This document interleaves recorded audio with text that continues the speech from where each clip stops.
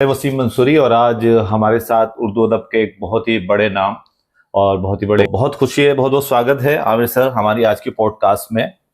और ऐसे तो बहुत सारी चीज़ें आपके बारे में पता है, आप राइटर भी है, कई सारे लीडिंग उर्दू जो अखबारात है उसके आर्टिकल्स में आप आमिर सर के आर्टिकल्स को पा सकते हैं। बट हम लोग कितना भी जान लें लेकिन बहुत सारी चीज़ें हैं जो एक इंसान को पता होती है, तो थोड़ा अगर आप आपके बारे में कुछ और बताएं। जी, सबसे पहले तो शुक्रिया वसीम सर कि आपने आज के इस पॉडकास्ट में बातचीत करने का मौका दिया।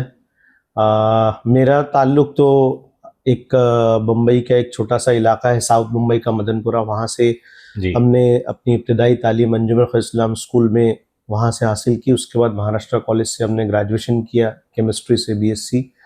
उसके बाद में खिलाफत कॉलेज से बीएड करके हमने एक गवर्नमेंट ऑफ महाराष्ट्र का करियर गाइडेंस का काउंसलिंग का डिप्लोमा किया, जिसकी वजह से उसके बाद से 2004-05 से हम लोग तालीमी शोबे के साथ साथ थोड़ा सा करियर गाइडेंस है और पेरेंटल गाइडेंस है और इस तरह की फील्ड में अल्हम्दुलिल्लाह काम शुरू किया। बहुत से पेरेंट्स है हम लोग आज देख रहे जो फीस अदा नहीं कर पाते जी, ये अदा नहीं कर सकते। मोर ओवर वो लोग क्लेम करते हैं कि हम लोग गरीब है, बट हम लोग एक चीज और देख रहे हैं कि वो लोग बताते तो है कि हम लोग गरीब है, but they are using smartphone जो 10, 15, 20 हजार का भी है। तो ये जो इस तरह के पेरेंट्स है ये मीन नेचुरली ये लोग पुअर है या ये मतलब मेंटली पुअर है? सकते हर एक पेरेंट ये चाहता है कि भाई उसका बच्चा एक अच्छे स्कूल में तालीम हासिल करे और अच्छी तालीम हासिल करे, मियारी और क्वालिटी एजुकेशन उसको मिले। और हर एक पेरेंट ये चाहता है, चाहे वो कितना भी कमाए, उसकी कोशिश होती है कि अपने बच्चे के लिए हर ख्वाहिशात उसकी पूरी हो। लेकिन कहीं ना कहीं सिलेक्शन ऑफ स्कूल है या एजुकेशन को मतलब प्रायोरिटी देना है, वो उसमें कहीं कमी ज़्यादती हमको महसूस होती है। जो खास तौर पे ऐसे पेरेंट्स हैं जो मतलब डे टू डे लाइफ जिनकी चल रही है, रोज़ाना की ज़िंदगी, उनके जो काम काज है उससे चले, जैसे रिक्शा चलाने वाले हैं या और डेली वेजेस पे काम करने वाले लोग हैं, उनके दिमाग में एक बात बैठी हुई है या मार्केटिंग ऐसी की गई है कि भाई अच्छा स्कूल मतलब इंग्लिश स्कूल। जी, असल में ये एक मेंटली समाज में एक बात बहुत आम हो चुकी है कि अच्छा स्कूल का मतलब अंग्रेजी तालीम वाला जो स्कूल होता है उसको अच्छा समझा जाता है, जबकि अंग्रेजी मीडियम वाला स्कूल भी अच्छा हो सकता है, मराठी मीडियम वाला स्कूल भी अच्छा हो सकता है भी, और वैसे ही हिंदी, गुजराती, उर्दू मीडियम के स्कूल जहाँ पे वैल्यू बेस्ड एजुकेशन जहाँ पर हो रहा है, जी, समाज में किस तरह की तब्दीलियां आ रही है वो स्कूल के जरिए बताया जा रहा है। तो पेरेंट्स को ये मार्केटिंग चक्कर में नहीं पड़ना चाहिए। गरीब हो अमीर हो, अपने बच्चों को वो अच्छी तालीम कहाँ मिल सकती है उसके लिए कोशिश करें कि बहुत शुरुआत से ही थोड़ा सा हम लोग रिसर्च करें, समाज में पता करें कि भाई किस इलाके में कौन सी स्कूल का लेवल अच्छा है, क्वालिटी अच्छी किसी। और मैं पेरेंट्स से यही कहूंगा कि ऐसा जरूरी नहीं कि क्वालिटी वाइज का मतलब ये होता है कि मैथ साइंस अच्छा पढ़ा रहा हो, इंफ्रास्ट्रक्चर बहुत अच्छा हो। स्कूल में सबसे इंपॉर्टेंट चीज होती है आपका वैल्यू सिस्टम, जी, जो बच्चे शुरुआत से आदतें बनती है, एटिकेट्स बनते हैं, जो उनकी पूरी जिंदगी पर हावी होते हैं। ये थोड़ा सा ये देखिए कि बच्चे की नशोनुमा, तरक्की, हमाजहत हो और ओवरऑल डेवलपमेंट कहाँ हो सकता है, बच्चे का स्पोर्ट्स की एक्टिविटीज भी हो, वहाँ पे कल्चरल एक्टिविटीज हो, को करिकुलर एक्टिविटीज हो, और कोशिश हो कि हम अपने कल्चर से फैमिलियर जो स्कूल्स हैं उसमें हम जो अपने बच्चों को डालें। और फिर जो आपके इम्प्लीमेंटेशन होते हैं बहुत अलग होते हैं। तो मेरा ऐसा जानना था कि जो वीक स्टूडेंट्स होते हैं और जो पुअर स्टूडेंट्स होते हैं उसके लिए आपके स्कूल की क्या स्ट्रेटेजी है? लाइक कुछ लोग जो है एक्स्ट्रा क्लासेस, एक्स्ट्रा टीचर को हायर करते हैं, एक्स्ट्रा क्लासेस होती है, तो आपका जो वीक स्टूडेंट्स है और पुअर स्टूडेंट्स है उनके लिए आपकी क्या स्ट्रेटेजी रहती है? इसको सर हम असल में आप कहना चाह रहे हैं एकेडमिकली चैलेंज स्टूडेंट्स। जी जी। और मतलब मसला ये है कि ये जो बच्चे हैं ना, ये वो बच्चे हैं जिनको उनके टेस्ट वाली चीज मिली नहीं जी, और ये वो बच्चे जिनको वो माहौल स्कूल का नहीं मिल पाया, वो असातिज़ा, वो टीचर्स नहीं मिल पाए, जिसकी वजह से उनका जो मेंटल ग्रोथ है वो प्रॉपर हो सके। जैसे आप बहुत सारे स्कूल्स में देखेंगे अभी आरटीई के थ्रू एडमिशन होता है, कुछ बच्चे आसाम से मूव करके आए, कुछ बंगाल से मूव करके आए, कुछ जो यूपी साइड से मूव करके आया, तो वो हिंदी मीडियम से कोई पढ़ के आए, कोई आसामी मीडियम से पढ़कर आया। अब उसके लिए ऑल ऑफ अ सडन शहर की स्कूलों को अडॉप्ट करना एक मसला होता है। तो ऐसे एकेडमिकली चैलेंज स्टूडेंट्स बहुत सारे हैं और गवर्नमेंट की सतह पर बहुत सारी हमारी जो पॉलिसीज है उसको अगर सही तरीके से इम्प्लीमेंट किया जाए, और जो NEP में अभी इम्प्लीमेंट हो रहा है, जैसे हैप्पी सैटरडे के नाम से हमारा जी प्रोग्राम गवर्नमेंट ऑफ महाराष्ट्र चला रही है, फिर बैगलेस डे हो रहा है, अपने सिस्टम को बदलना पड़ेगा जी। हमको। अब चॉक बोर्ड मेथड से बाहर निकलकर हर चीज को अब एक्टिविटी, मतलब किस तरह से उसको फन वे में या थोड़ा सा अट्रैक्शन उसके अंदर कैसे आए, क्योंकि ये जो जनरेशन है ये मोबाइल और ये जो है वो इतनी सारे अट्रैक्शन से घिरी हुई है, भले से वो गरीब आदमी क्यों ना हो, उसको गाने सुनने मिल रहे हैं, उसको म्यूजिक सुनने मिल रहा है, इतना ज्यादा स्क्रीन का उसका टाइम है।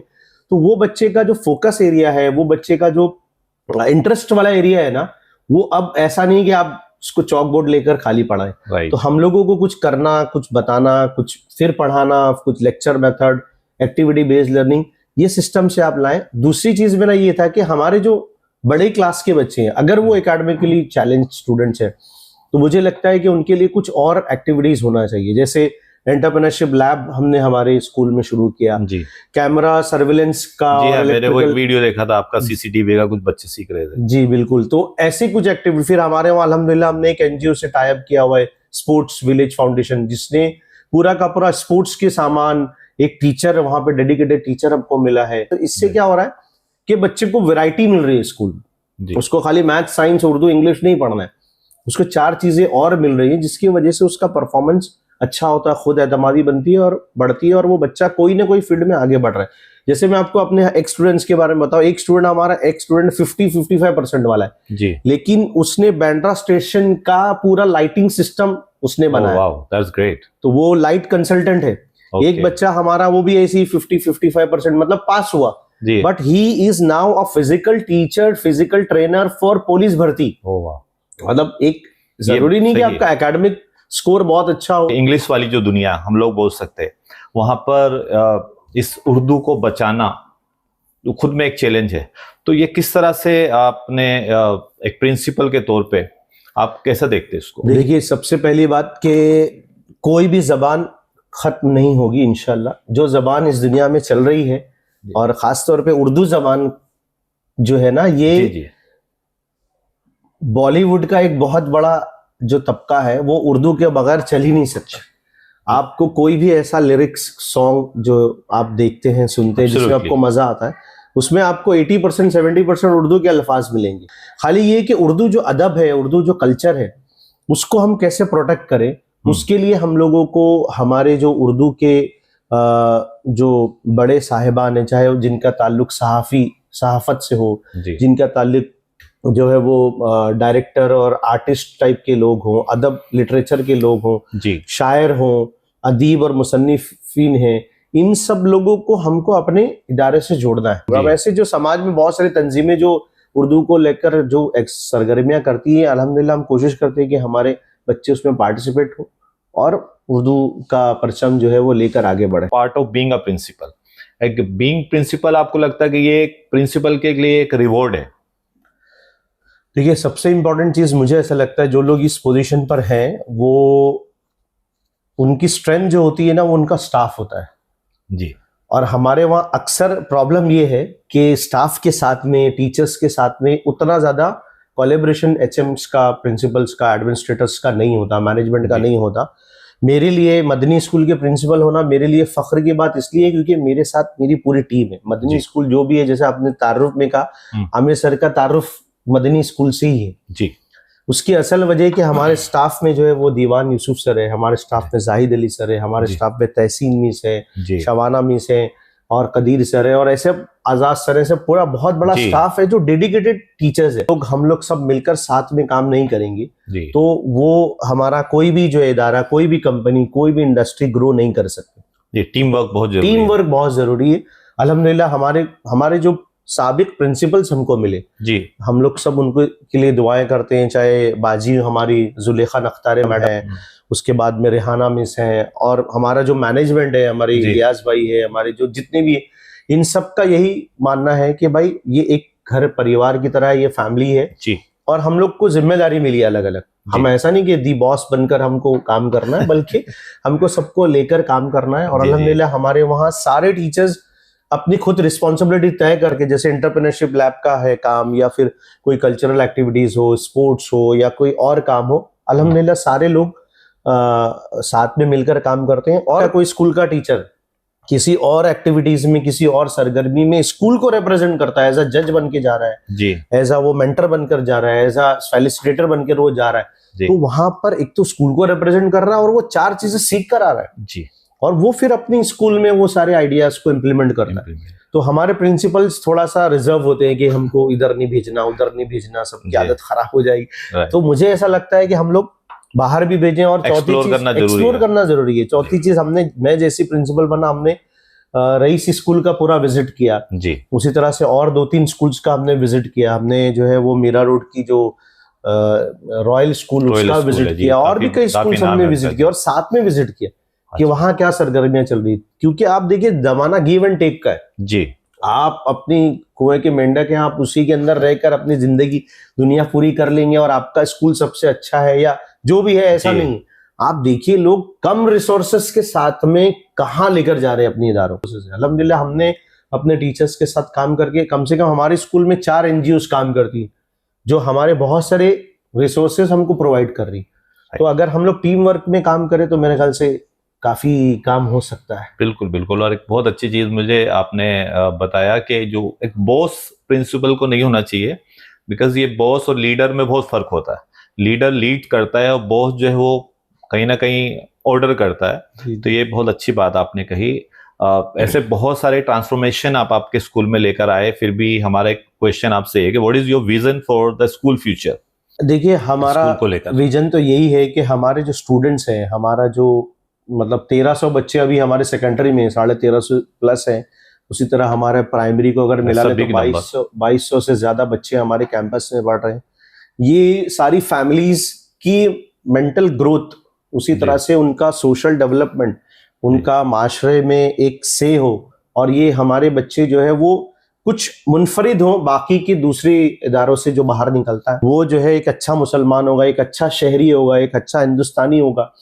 हमारे दिमाग में यही है कि हमारा हर स्टूडेंट, चाहे वो एकेडमिकली चैलेंज हो या फिर वो गरीब हो या फिर वो माजूर हो या फिर जैसा भी उसकी जो भी ताकत और स्ट्रेंथ उसकी हो जी, लेकिन जब वो समाज में जाएगा तो एक अच्छा वैल्यू उसके अंदर हो, उसके अंदर बेसिक एटिकेट्स हो, शहर में किस तरह से सिविक सेंस होना चाहिए वो उसके अंदर हो, और फिर वो अपने मैदान का माहिर हो जी। ये हमारा एक ब्रॉड विजन है जी। और उसके लिए हम लोग जो है हमने कोशिश की है कि होलिस्टिक डेवलपमेंट के लिए जरूरी है कि हम लोग पेरेंट्स और हमारे जो एलुमनाई हैं उसको हमने जोड़ने की बहुत ज्यादा कोशिश की। तो हम लोग यही चाह रहे हैं, हमारे विजन में ये भी है कि हमारा बच्चा देखिए अंग्रेजी जी, एक तो उर्दू जबान, तो उर्दू मीडियम का स्कूल है, उर्दू उसकी प्योर अच्छी होना चाहिए जी, अंग्रेजी और कंप्यूटर जी, जिसको IT बोलते हैं, ये 2 सब्जेक्ट में उसकी बहुत अच्छी पकड़ हो। तीसरी इंपॉर्टेंट चीज है कि उसका एक इस्लामिक जो कल्चर है हमारा, स्पिरिचुअलिटी मतलब उसके सराउंड में होनी चाहिए। ये जरूरी है कि वो एक अच्छा इंसान बने जी। मिलियनर और मिलियनर यहाँ हमारे से स्कूल से निकले, UPSC IPS UPSC MPSC के बच्चे एग्जाम क्रैक करे, लॉयर्स बने, जजेस बने, सुप्रीम कोर्ट तक जाए, ऐसी ख्वाहिश है हमारी। आप अगले 10 साल में एजुकेशन को किस तरह से देख रहे हैं? देखिए एजुकेशन चेंज हो रहा है, डायनेमिक चेंज उसमें हो रहा है। उसकी बड़ी वजह है कि पूरी दुनिया इवॉल्व हो रही है।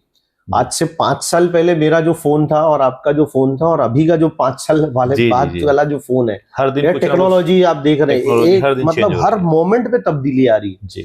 आप कोई भी शोबा ले लीजिए, मेडिकल शोबा, पहले ऑपरेशन कैसे होते थे, आज ऑपरेशन कैसे हो रहे हैं। मतलब ओपन हार्ट सर्जरी में भी अब ओपन कुछ नहीं हो रहा है जी। और उसी तरह से ब्रेन सर्जरी हो रही तो भी उसमें कुछ नहीं हो रहा है, बहुत ज्यादा।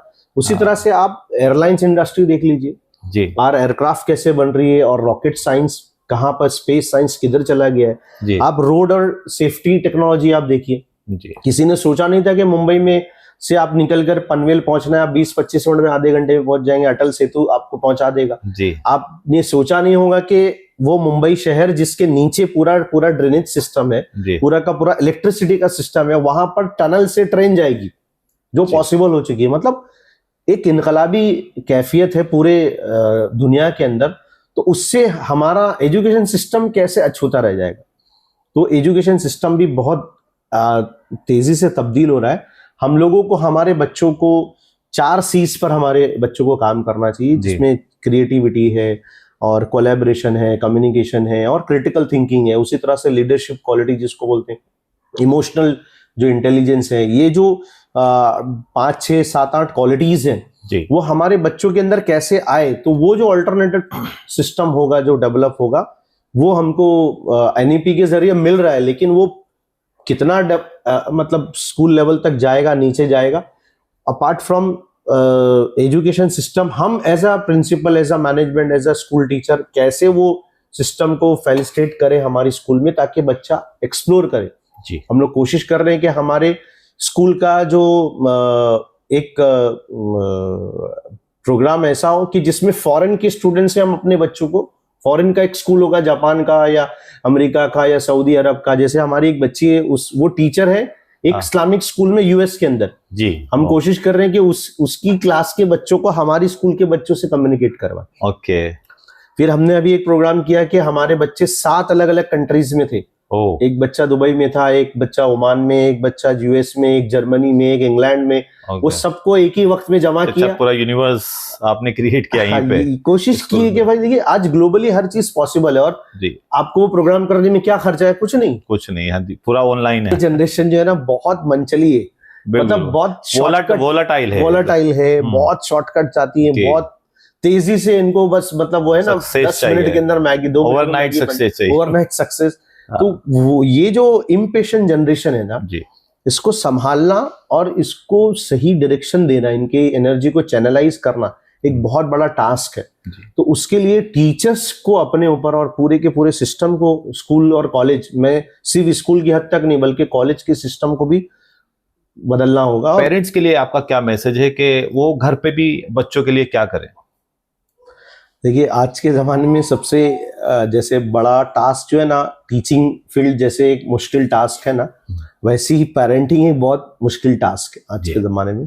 कि हमारे मज़हब ने वालिदैन की बड़ी कद्र कीमत रखी है जी। उसकी असल वजह वही है कि वालिदैन का सबसे बड़ा काम होता है बच्चों की तरबियत करना जी। तो हम लोग बहुत ज़्यादा लेक्चर तो नहीं दे सकते, लेकिन सिर्फ ये कह सकते हैं कि आज के ज़माने में हम अपने बच्चों को टाइम दें जी, और क्वालिटी टाइम दें।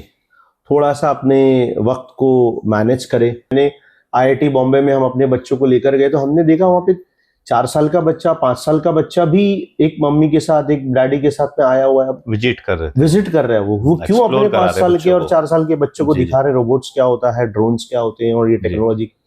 फिर हमारे पेरेंट्स और हम लोग जो है ना बच्चों को सुनते नहीं जी, बच्चों को सुनाते तो वो क्योंकि टाइम ही नहीं है हमारे पास। ऐसा मैंने सुना था, वो जो एक डोज और डोंट होते हैं, तो पेरेंट्स ज्यादातर जो है वो डोंट पे काम कर रहे हैं, ये मत करो इंस्टीट। पेरेंट्स ऐसा नहीं बोलते कि आप ये करो जी इंस्टीट। तो हम हमदर्दी का जज्बा उसके अंदर होना चाहिए, रहम उसके अंदर होना चाहिए, दूसरों के तई जो है वो रिस्पेक्ट होना चाहिए, चाहे छोटा हो बड़ा हो, दूसरे मजहब का हो या फिर दूसरे कल्चर का हो। जैसे बच्ची है, लड़की है, उसके भी डोंट्स बहुत सारे हैं, लेकिन लड़के के डोंट्स बहुत कम है। तो ये जो सारे जो डिफरेंसेस है ना, इस पर बीइंग अ पेरेंट आपको और हमको मतलब पेरेंट को लिस्ट बनानी पड़ेगी और इस पर काम करना पड़ेगा कि ये अच्छी आदतें जो हमारे बच्चों के अंदर प्रिवेल करें और ये जो चीजें हैं ये ना आए, ताकि ये सारी वैल्यूज जो है वो बच्चों के अंदर डेवलप हो। तो टाइम दे, सोने उठने का थोड़ा सा एक स्क्रीन टाइम को थोड़ा सा हम लोग भी कम करें, बच्चों को भी कम करवाएं। थोड़ा मतलब इंसानों को इंसानों से जोड़े, इंसानों को टेक्नोलॉजी से तो जोड़ना ही है, लेकिन इस दौर में क्या हो गया कि इंसान से नहीं जुड़ रहा है, बाकी सब चीजों से जुड़ रहा है। हम लोग टेक्नोलॉजी को हमने बहुत ज्यादा ओढ़ लिया है, तो थोड़ा सा इंसानी जो कदरें, इंसानी रिश्ते, इंसान के जज्बात है ना, उसको समझ के हमारे बच्चों में वो सारी चीजें डेवलप करना, डालना बहुत जरूरी है। Last but not the least, अगर हम स्टूडेंट्स के लिए ये क्वेश्चन आपसे करें, why should student join Madni school? नहीं, मैं ऐसा कुछ नहीं कहूंगा कि मदनी स्कूल में ही आए। मैं यही कहूंगा कि देखिए दुनिया बहुत बड़ी है जी, आप अपने लिए बेहतर खुद चॉइस करें जी जब भी आप कोई चीज को पसंद करते हैं कि मेरे लिए ये बेस्ट हो सकता है, तो बेस्ट होने का कुछ क्राइटेरिया होता है, कुछ मेयार होता है कि भाई आपका समाजी डेवलपमेंट, सोशल डेवलपमेंट हो रहा है, आपका कॉग्निटिव डेवलपमेंट हो रहा है, आपका फिजिकल डेवलपमेंट हो रहा है। आप ऐसी, जैसे मैं, कोई बच्चा भी ये हमारा पॉडकास्ट सुन रहा होगा, वो रहता होगा घाटकोपर में, वो रहता होगा कुर्ला में, तो उसके लिए मदनी स्कूल अच्छा स्कूल नहीं हो सकता, भले से वो कितना भी अच्छा हो।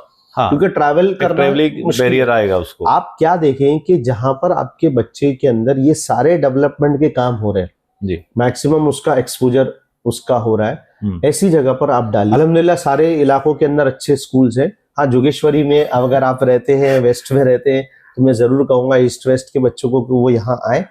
हम लोग सिर्फ ये कह सकते हैं कि हमारा जो पूरा का पूरा सिस्टम है, हमारा मैनेजमेंट, हमारा टीचिंग स्टाफ और हम लोग सब वो बच्चों के खैरखा हैं, बच्चों के हमदर्द हैं। हम लोग यही कोशिश कर रहे हैं कि भाई हमारे पास जो अमानत के तौर पर जो बच्चे आते हैं, जो अल्लाह ताला ने हमारे अंदर जो सलाहियत दी है इन बच्चों को डेवलप करने के लिए, वो हम लोग ईमानदारी के साथ इन बच्चों पर काम करके इनको बेहतर से बेहतर बनाने की कोशिश करें। तो we all welcome all the parents who can join us. लेकिन मैं यही कहूंगा कि जहां रहते हैं आप अपने घर के करीब नहीं अपने बच्चों को डालें, और जब भी मशवरा करना हो, मिलना हो, उसके लिए आप अवेलेबल, इसके लिए हम लोग अवेलेबल है।